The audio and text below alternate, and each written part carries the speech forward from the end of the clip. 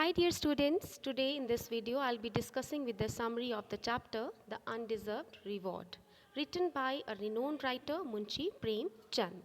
He is Munshi Prem Chand. His real name was Thanpat Rai. He was a Hindi and Urdu writer, and in this story he is narrating about a true incident of his life. Now the story starts. The narrator writes about a district officer who has done a considerable research in history and old coins. But he never met the officer. For him, meeting a government official means taking off some obligations or some kind of favor.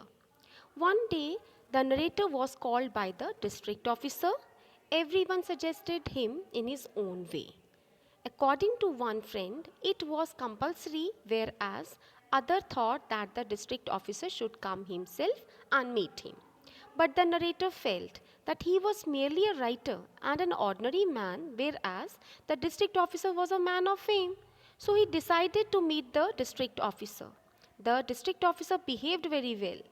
The narrator felt pressure in meeting. Soon people came to know about the meeting. The people came to the narrator so that they could get favor from the district officer. But the narrator was not interested in all such kind of matters. And one day, what happened? The narrator's friend Baldev came to meet him. They were childhood friends and studied together. Baldev thanked him for teaching him in his childhood. He also remarked that the narrator was so thin as before. He suggested him to have proper diet for his health. Then the narrator remembered about his childhood days that he had spent with Baldev. Then, what happened next in the story?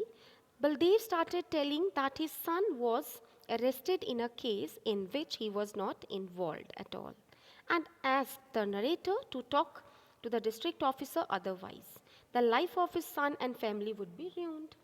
The writer had no excuse. He completed his article, but he paid no attention to keep his promise to Baldev. He forgot the incident. And after 8 days, what happened? Baldev came along with his son and thanked him.